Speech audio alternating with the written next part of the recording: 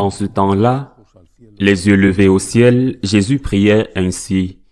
Père Saint, garde mes disciples unis dans ton nom, le nom que tu m'as donné pour qu'ils soient un, comme nous sommes.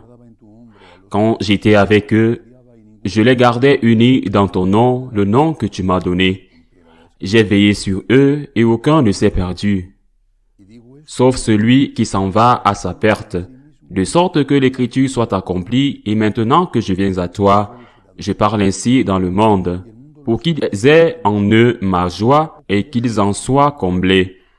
Moi, je leur ai donné ta parole, et le monde les a pris en haine, parce qu'ils n'appartiennent pas au monde, de même que moi je n'appartiens pas au monde. Je ne prie pas pour que tu les retires du monde, mais pour que tu les gardes du mauvais. Ils n'appartiennent pas au monde, de même que moi je n'appartiens pas au monde. Sanctifie-les dans la vérité, ta parole est vérité, de même que tu m'as envoyé dans le monde.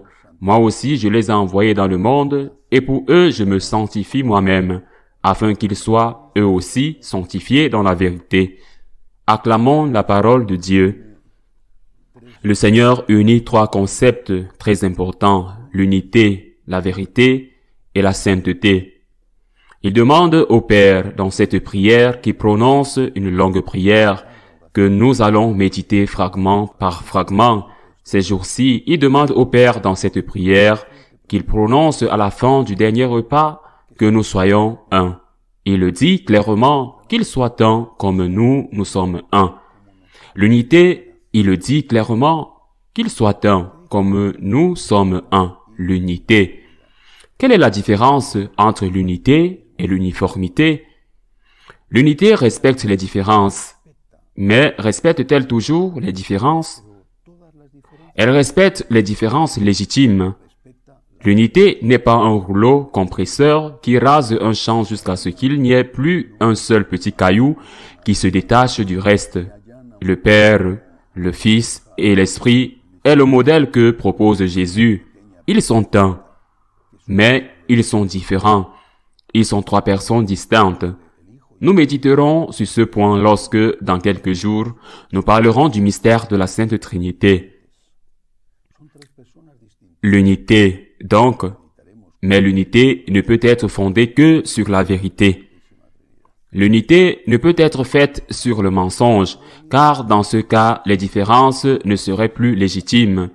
Il ne peut y avoir d'unité dans l'Église, par exemple, si dans un pays, dans un diocèse, dans une paroisse, on permet aux divorcés remariés ou à ceux qui vivent ensemble sans se marier de recevoir la communion, et que dans un autre pays, dans un autre diocèse, dans une autre paroisse, on permet aux divorcés remariés ou à ceux qui vivent ensemble sans se marier de recevoir la communion.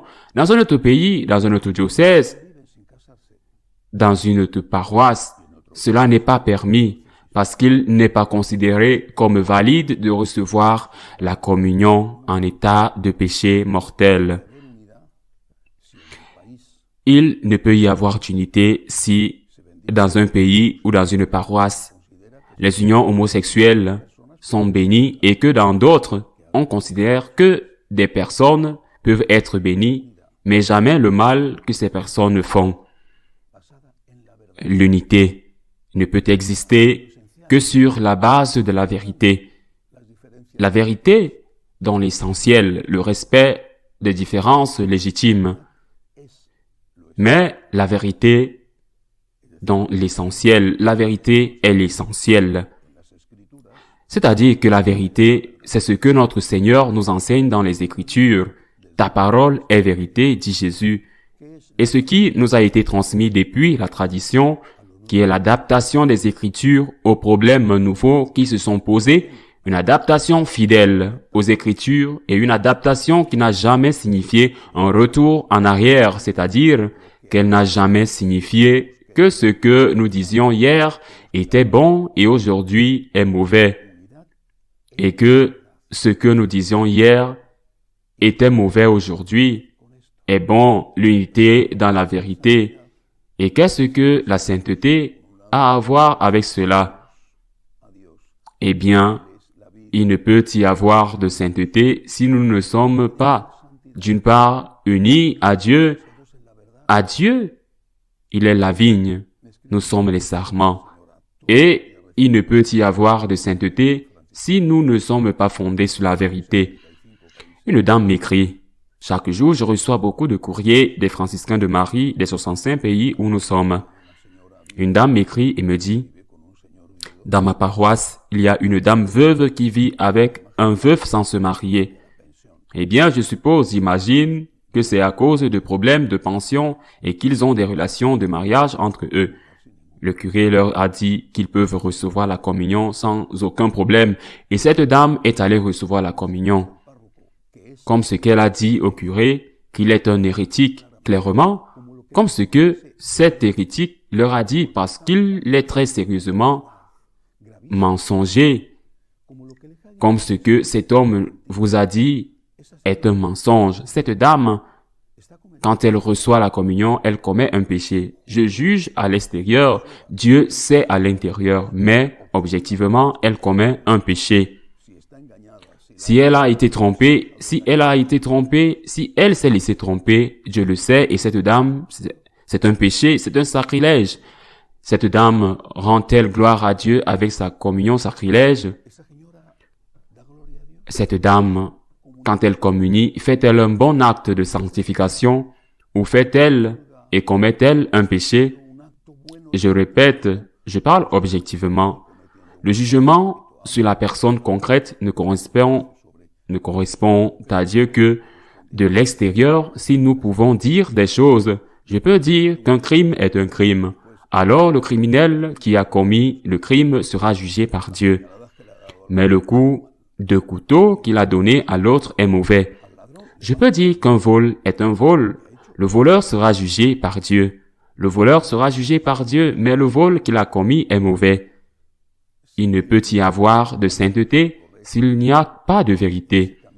Si on vous dit qu'un chemin est le bon et que ce chemin est faux, que ce chemin est mauvais, que ce chemin vous conduit en enfer au lieu de vous amener au paradis, vous pouvez suivre ce chemin avec toute la bonne volonté du monde.